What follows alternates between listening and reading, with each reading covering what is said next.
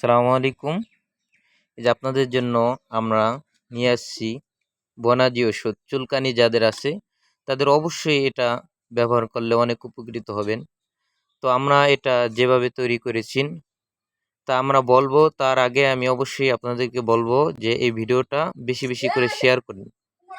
এই ভিডিওটা শেয়ার করে আপনাদের নিকটতম বন্ধুদের কাছে পাঠিয়ে দেন, যাতে তারাও উপকৃত হয়।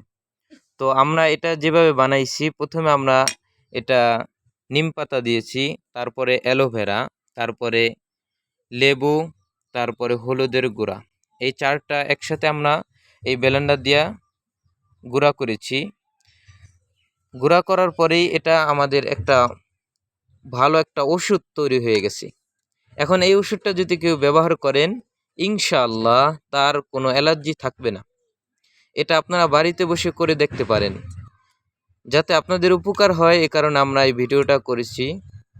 এই ভিডিওটা যদি আমরা ইচ্ছা করলে অনেক